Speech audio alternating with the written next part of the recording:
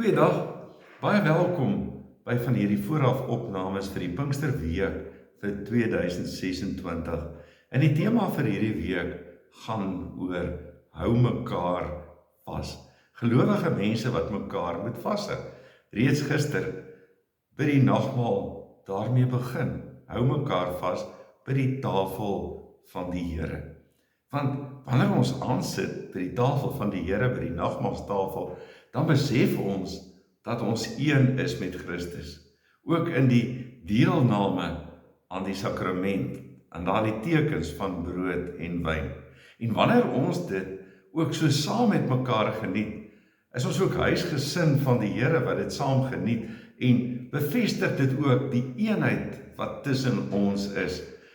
En het ons ook 'n gemeenskaplike, kom ons sê, identiteit in Christus, maar ook 'n gemeenskaplike getuienis die wêreld in. Die tema wat ek hierdie keer met jou hanteer, is die tema van hou mekaar vas met vurige ywer. En nou praat ek in hierdie week met jou rondom Romeine hoofstuk 12. Maar ek wil sommer hierdie geleentheid dan begin met woorde wat staan in Romeine 8 vers 26 rondom die gebed. Want ons nie so reg weet wat om te bid nie, tree die Gees vir ons in met versigtinge wat nie met die woorde van mense gesê kan word nie. Want hy wat die harte deurgrond, weet wat die bedoeling van die Gees is, want hy pleit volgens die wil van God vir die gelowiges.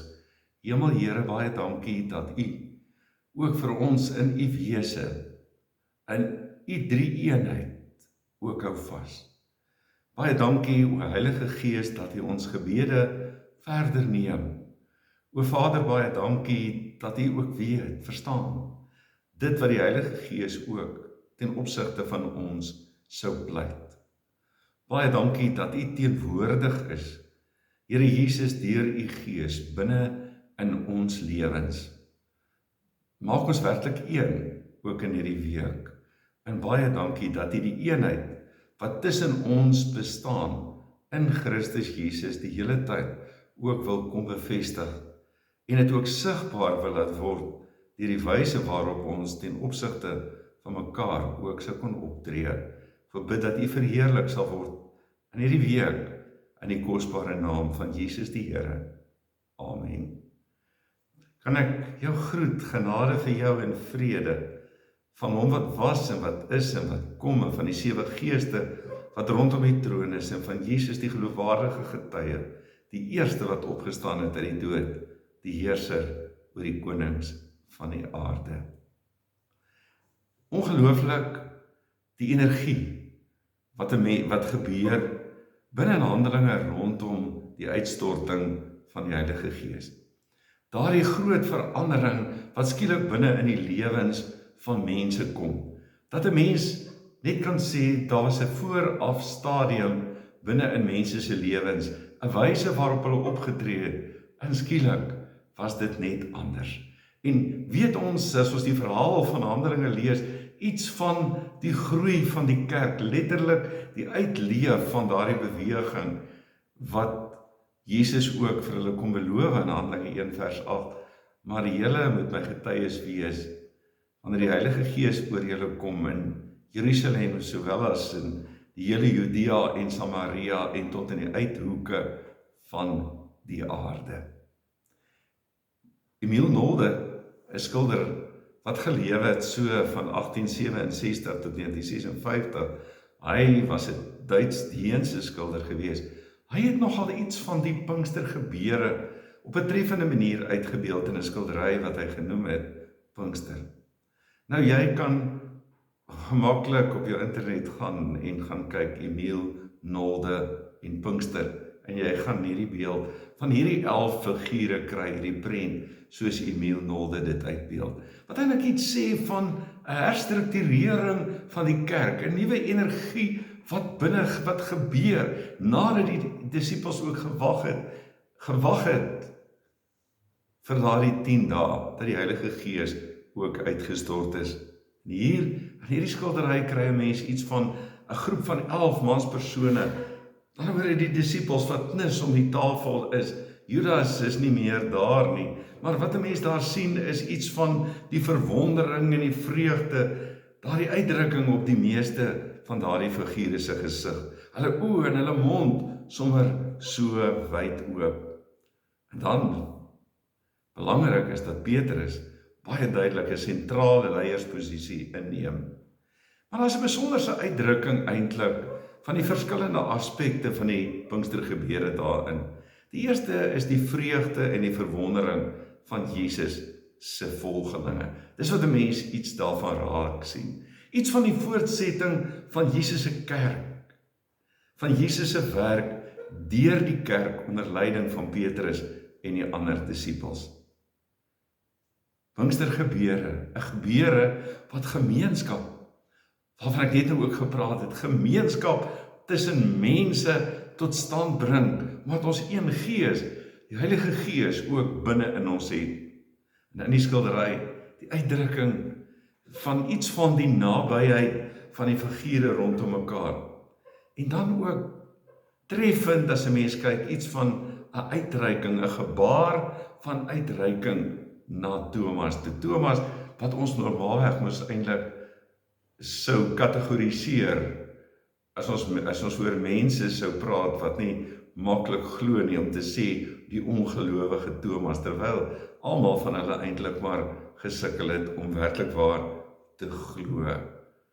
Dis gebeure rondom die Pinkster wat die Mielnolder raak sien, maar wat eintlik 'n werklikheid is binne in Handelinge, die hele ontwikkeling, die wyse waarop die kerk uiteindelik ook groei. Maar die belangrike is die mekaar. By gelowiges moet niemand uitgeskuif word, omdat hy ook dalk op 'n traar manier, op 'n ander manier, half tot geloof gekom het as die res nie. Want dit is so belangrik om almal uiteindelik ook te kan aanvaar en deel te wees en werklik waar mekaar te kan vashou met 'n stuk vurige ywer, want dis belangrik om dat dit ook binne in die kerk gebeur. En die Pinkstergebeure wil iets van dit, die uitstorting van die Heilige Gees, wil iets van hierdie dringendheid van vasgryp van die kerk ook aan mekaar, van die liggaam van Christus in hierdie wêreld ook kom onderstreep. Ek was hier so 'n paar verse lees in Romeine 12. Ek gaan nie die hele gedeelte lees nie, maar ek lees dit vir jou uit Romeine 12, die 2020 vertaling uit. Die eerste gedeelte wat sê lewende offers aan God. Broers, op grond van die barmhartigheid van God, roep ek julle dus nou op om julle liggame beskikbaar te stel as 'n offer wat lewend en heilig is en vir God aanneemlik. Dit is julle sinvolle godsdiens. Ander vertaling het gesê, gee julle self aan God. Op grond van die groot genade van God, gee julle self aan God as lewende en heilige offers wat vir hom aanneemlik is. Dit is die wesenlike van die godsdiens. Julle moenie aan hierdie wêreld gelyk word nie, maar laat God julle verander deur julle denke te vernuwe. En hier sê hy, julle moenie aan hierdie wêreld gelykvormig wees nie, maar verander word deur die vernuwing van julle denke, sodat julle goed kan onderskei wat die goeie en volmaakte en aanneemlike wil van God is.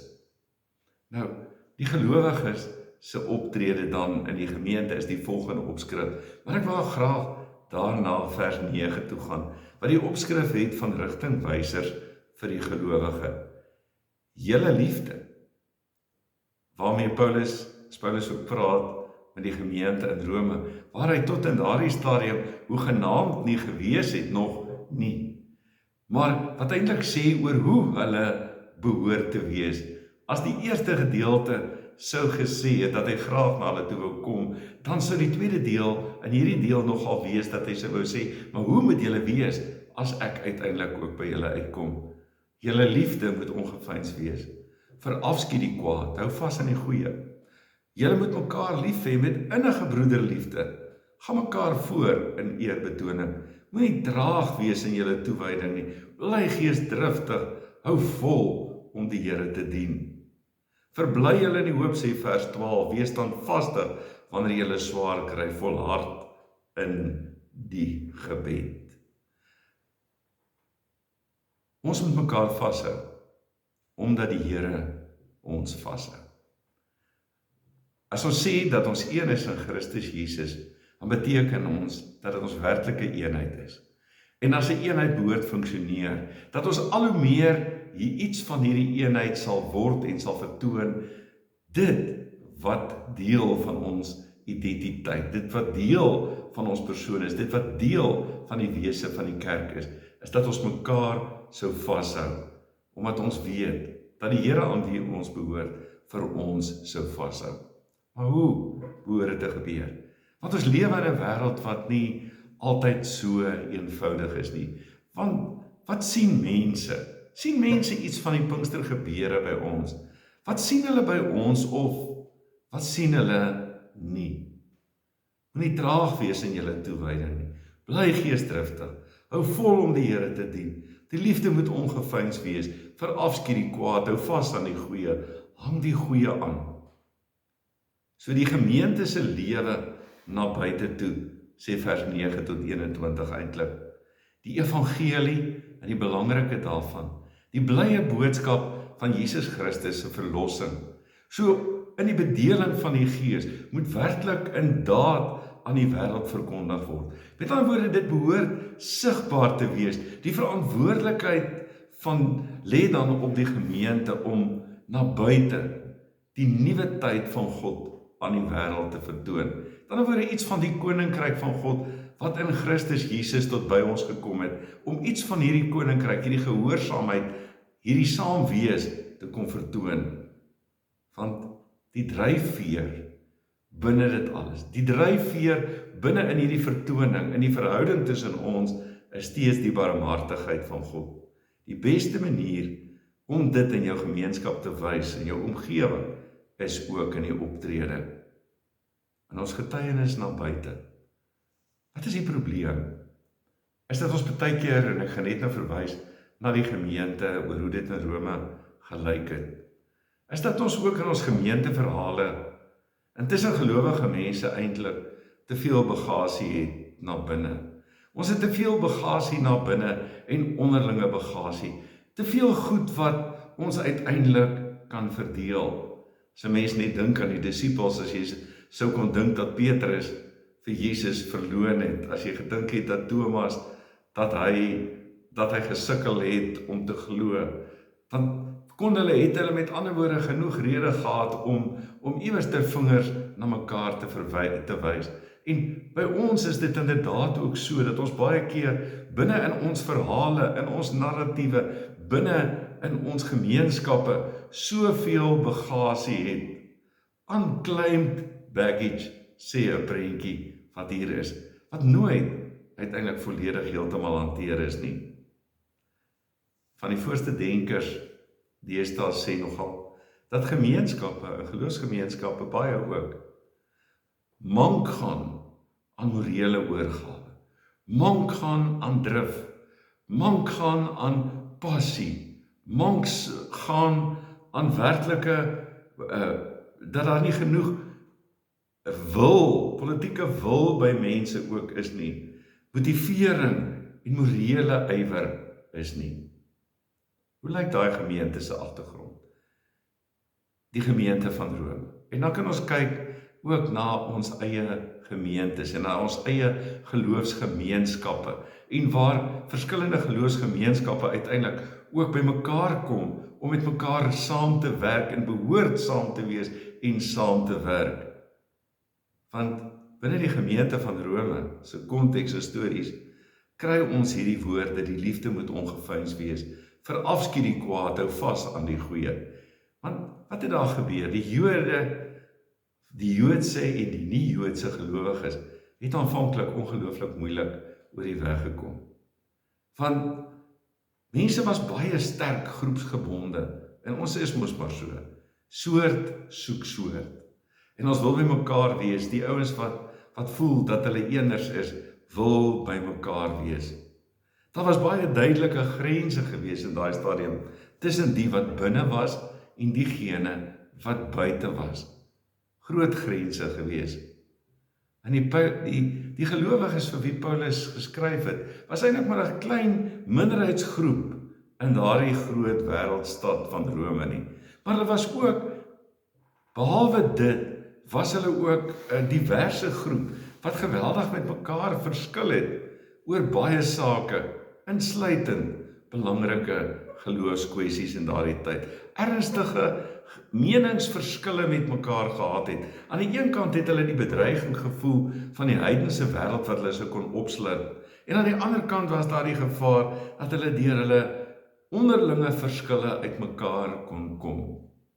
Mense vra baie keer, wat is die verskille tussen kerke, tussen geloofsgemeenskappe? En dan sukkel 'n mens nogal om dit werklik te kry. Wat is die wesenlike verskille wat uiteindelik werklik bestaan? Dat daar iets vertoon word van, in plaas van 'n eenheid en 'n vasgryp, maar tog is dit 'n geskeidenheid wat vertoon kan word. Paulus herinner die gelowiges wat 'n verhouding met God beteken. In toewyding moet julle nie traag wees nie. In die gees vurig. Die Here hou aan, of die Here aanhou dien. Hou aan om die Here te dien. Paulus spoor die gelowiges aan om op God gefokus te bly, want hulle baat in vele opsigte ook daarby. In 'n tyd soos waarin ons lewe, moet iets van hierdie entoesiasme uiteindelik in hierdie nader beweeg na mekaar in terme van diens aan God ook 'n geweldige groot werklikheid wees. Want ons leef in 'n tyd van toenemende, hulle mense sal sê, individualisme en polarisasie. En dis oral, en dit neem nogal toe ook binne in die kerk. En ek wil nooit die rol van COVID van 2020 onderspeel nie, omdat dit ook 'n geweldige invloed gehad het in die kerk. In so 'n tyd waar mense eintlik half bang geword het en uitmekaar beweeg het en al hoe moeiliker geword het om werklik ook aan mekaar te raak en mense op hulle eie gegaan het en by wyse van die media naderhand hulle godsdienst heeltemal begin bedryf het, is in so 'n wêreld behoort die gemeenskapsskepende aard van die Pinkstergebeure baie sterker beklemtoon te word. En behoort ons mekaar daaraan te herinner dat ons veronderstel is om vir mekaar al hoe meer vas te hou binne in die geloof. Ek wil teruggaan na dit wat in die vroeë kerk gebeur het. Mense idealiseer geweldig daardie tyd. Maar dit was die tyd gewees van waar die mense werklik onder die indruk van die Heilige Gees en onder leiding van die Heilige Gees met ongelooflike passie die evangelie die wêreld ingedra het. En daardie ding van samehorigheid, van saamkom, van saam eet, van saam wees, was nie soos ons groot kerke nie, maar was kleiner groepe wat by mekaar gekom het.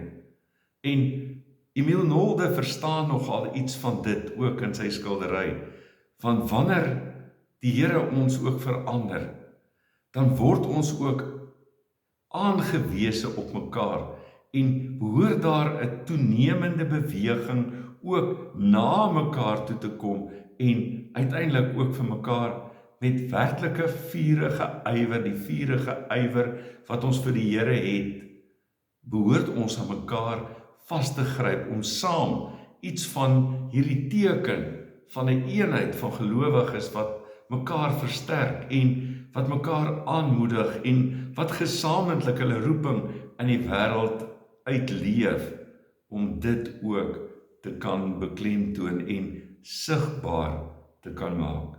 En mag die Here vir ons daai genade gee, ook binne in hierdie gemeenskappe waarbinne ons lewe, om iets van dit ook te kan sigbaar maak, en nie alleen hier nie, maar enigstens wêreld oor. Hemel Here, baie dankie dat U ons wil leer om nie te dink om anders te wees, om werklik waar mekaar lief te hê, en werklik waar naby aan mekaar te kom, die brûe te kan oorloop om by mekaar te wees, met 'n vurige ywer, daardie vurige ywer, daai gebrek aan traagheid wat ons moet hê om aangedryf deur U en saamgebind deur U ook daardie verskil te maak wat ons inderdaad ook as kerk van Jesus Christus werklik kan maak. Here, help ons om dan inderdaad mekaar ook vas te hou en dan besonder ook te kan vashou met 'n entoesiasme, met 'n vurige ywer. In Jesus naam dank ons U daarvoor. Amen. Mag dit met jou goed gaan, ook in die dae wat vir jou voorlê, en mag dit ook 'n geseënde saam wees tyd vir ons wees rondom hierdie tema van hou mekaar vas. Die genade van ons Here Jesus Christus en die liefde van God en die gemeenskap van die Heilige Gees sal met jou wees. Amen.